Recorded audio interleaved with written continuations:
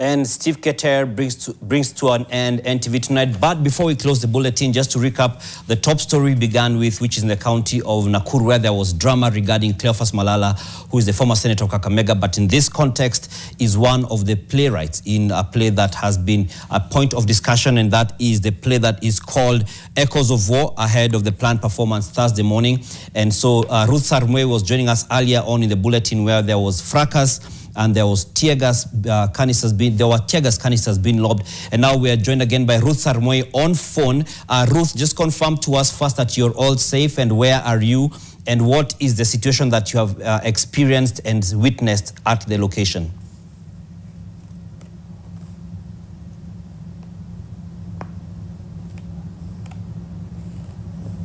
Can Ruth hear me?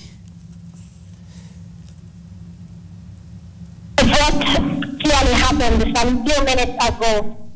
Imagine waiting for a press release or waiting for news to occur, and then a few moments later a tear gas canister is thrown your direction, and then later you hear your colleagues crying in pain, not aware what is happening to them or what has happened to them. So that is the situation that was happening to us after police lobbed tear gas at journalists whom we were just standing by at Butere Girls High School after Cleophas Malala, as you had indicated, one of the authors of the controversial play by Butere Girls, was denied access to rehearse with the girls ahead of their play tomorrow. So at the moment, what I can confirm to you is that some of our colleagues, that is Peter Kimani from KTN, Kennedy Gashui from KTN, Evans Asiba from Citizen TV, Robert Maina from Royal Media as well, have been assaulted. Marianne Nyambura has been hit by a tear gas canister. We also have Butere Girls, who has also been hit by a tear gas canister. So all this was happening at a residential area, a few meters from where students were residing. A number of schools are pitching tents at that school, which is Butere Girls High School. Also, at the same time, there were school buses that, because of the fracas that was happening there, had not been allowed to access the school. And there was a school that some students were also arriving, and because of the road had been blocked, they had to wait, and they witnessed all the fracas that were happening. And sad to say is that we've also had live bullets being shot, and imagine, you don't know who it could have hit. So we are really shaken, and right now we are just trying to calm down, and we'll be able to brief you in our later meetings tomorrow, God willing. Done. All right. Thank you very much, Ruth, and Paul Esana about the whole experience. And if you're in a position to, are you in a position to just let us know if there was any indication as to why the police were agitating against the journalists?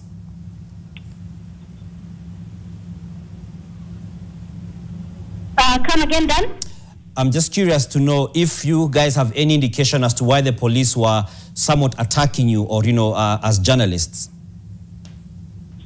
Actually, a few minutes before the chaos began, the officers were very irate, and they were pushing us from the venue, telling us to leave because hell is going to break loose. Those were words that some of the officers were telling us. So we really don't understand why they were denying us to cover that, yet we have a press freedom. So we totally don't understand. And earlier on, Malala said all this is trying to sabotage the play. So that's the much that I can say for now, Dan.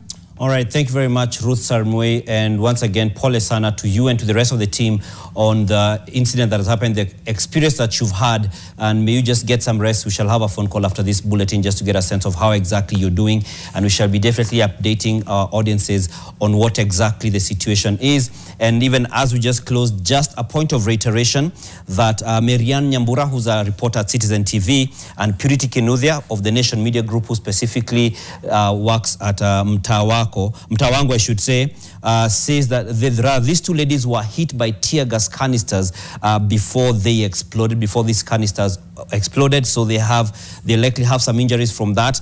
Then we have Peter Kimani from KTN, he's a camera person. Then we have Kennedy Gashuhi from KTN as well, Evans Asiba from Citizen TV, and Robert Maina, also from the Royal Media Services, have been physically assaulted by police officers.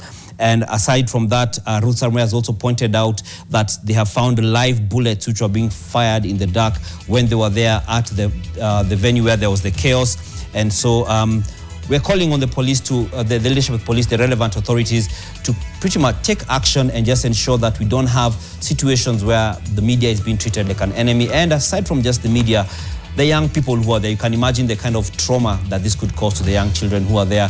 As Ruth says, we're not too far away from where all this drama was happening. Thank you for joining us on NTV tonight. My name is Dan Mwangi, alongside David Agondoa, who has been on the sign language interpretation tonight. And as I always do on Wednesday nights, I'm going to give you a wrap of the bulletin that we've had on our social media platforms. Rhyme at Prime. Have yourselves a good night.